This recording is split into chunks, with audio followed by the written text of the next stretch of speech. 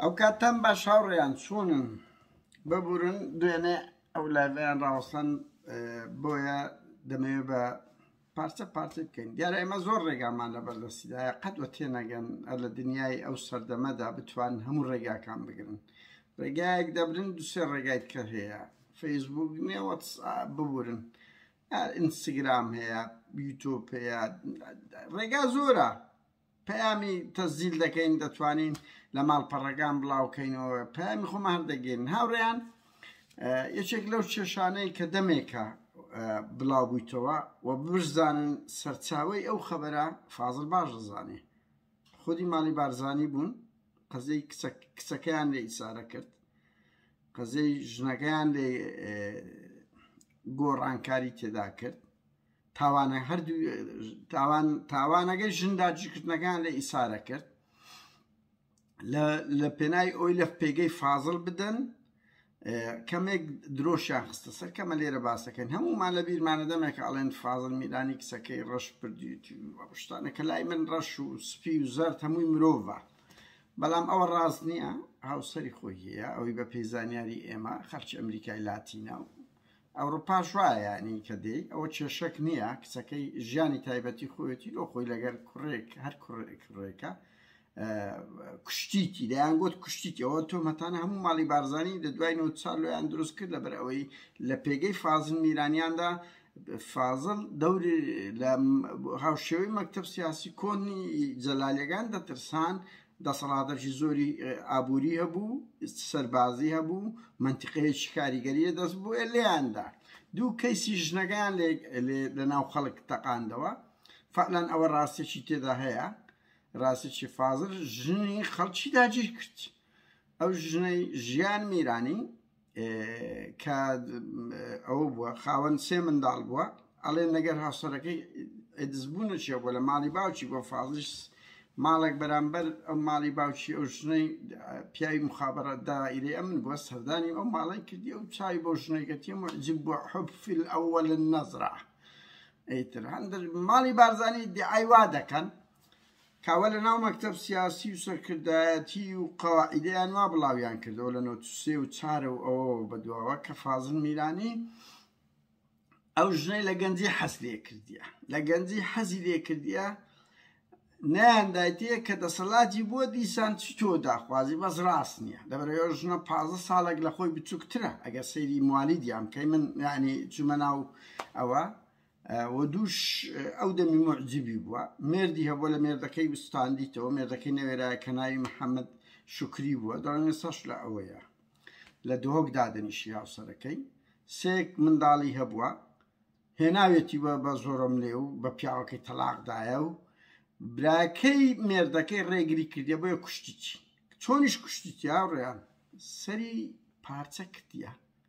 ئەڵێن سەری لە سمێل دۆزرایتەوە و لە شی لە دهۆچ، سەری لە سمێل لێکرایتەوە و لە شی لە دهۆچ دۆزرایتەوە. فازڵ میرانی ئاواژێوار بە ئەنتەریات چکۆ دەمی هیچ شتێک نەبووە، بە کەیف خۆیان پارتی وێجددی جەرائیمیان کردیە لە نەوەتەکان، نە سوسیال میدیا بووە، نە ئۆپۆزیسیۆن هەبووە، نە خەڵک هەبووە. بۆیە فازڵ ئەو ژنەی نایە دەستگا ڕووناهی لە بۆ دروست کردێ. دەستگا ڕووناهی دەستگایەکی بەرفراوانیش بووە، ینی تەلەڤیزیۆنیان ڕادیۆ هەبووە لە دهۆک، بەس کارەساتەکە لەوەیە ئەوەی ئەمە زانیمەوە خەڵک گوایە ئامادەیە بێ شایەدیش بدە لەسەر ئەوە کە لە ناو ئەو بنایە ڕاگەیاندنەی خەڵکیان کوشتیە، خەڵکیان کوشتیە، خینی لێ بووە. تۆ بیرکەوە ژیان میرانی ئەڵێ ڕەنگی گیان لێ هەردوو مجریم ئەڵێ من لە 97 بەدواوە لە دیدارەکەی چەندی جار ڕیسکم بە ژیانی خۆم کردیە چوویمە بەغدا، هەندێک نابینام بردیە. بەڵام ژیانە فەندی ئەتو ئۆندە ویژدان دۆزبی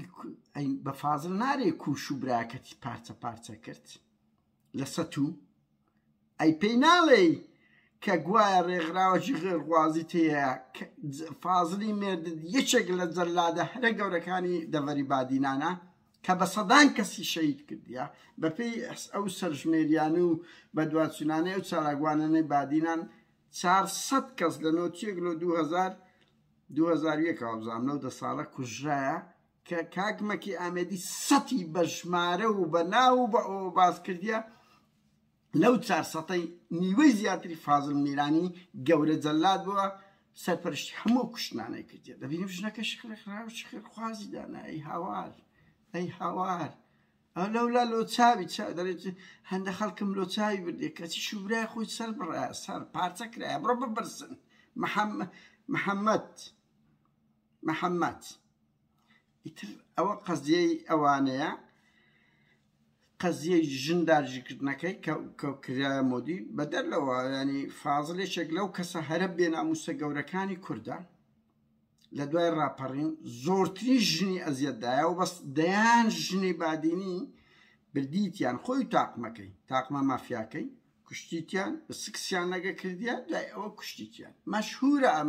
ئەمەشیان کاکمەکی ئامێدیوان چەندین ناویان باز نەکرد بەس مەسەن لە ئاکرێت کۆمەڵێک 15 کەس زیاترە شوون بزرن هەمویان بەنای ئەوەی دەیانگوانە لە شرۆشن بەڵام هەمویان ژنی خەڵکی تێکۆشەر بوونە ئینتقامیان لێ کردیتەوە ئەو فازڵ میرانیە سەرپەرشتی ئەو عەمەلیە کردیە و دەستگای پاراستن دەیان ژن بەدەر لەوە فازڵ پێگەکەی خۆی ئیستیغلال کردیە لەو بێڕەوشتی کە هەم ئەڵێن 2 سەعات لە مەکتەب سیاسی پاوەستەوە لەو 2 سەعاتەی فازڵ بەس دەرگای لۆ ژنان کردەوە شەوان بەس دەرگای لە بۆ ژنان کردەوە ئەنی ئەگەر 10 کەس چوو تەکنی هەشتی بەلای کەم ژن بۆ 2 پیاو بووە ئەگەر 10 کەس لە ژن هاتە پێش لە ناوچە و لەقەکان ئەوە فازڵ زۆربەی هەرە زۆری قۆناغی فازڵی بۆ ژنی برتە پێش نەک لە پێناوی ئەوەی کە ئینسانێکی یەکسانی خواز بووە نا لەبێ شەڕەفی لەبەر ئەوەی شەوی سووری لەگە کردەوە حتا دەڵێن ڕۆژێک ئەو دکتۆر سعدی بەرزنجیەکە لە بەغدا بۆ پێی گوتی فازڵ تکار لێ دەکەن کۆمەڵێک خەڵکی بنێرە سەنجی هەبی سەنجی هەبی وایە نە فازڵ مجریم فازڵی بێناموس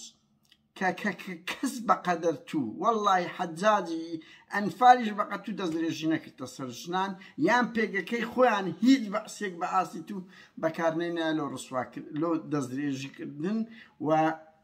بێکەرامەتکردنی ژنی کورد هاوڕێیان قەزیەی داگیرکردنی ژنی فازڵ میرانی ژیان میرانی ناوی لە خۆینا کە دەستگایەکی کردۆزە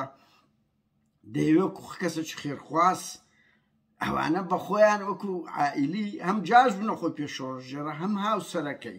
هاوسەرەکەی کە هیچێک لە جەلادە گەورەکانی کووردە ئی دوای ڕاپەڕینی ئەو دوو حزبیە چەندین کەسی کوشتی بە وەحشیگەریترین شێوە بڕوا بکەن ئەو قەزیانەی کە من لە لایڤەکانی مەکی ئامێدی جێم لێ بووە داعش ئیبداعی لەوانە کردیە سوودی لێ کردیە کاتە چ خۆش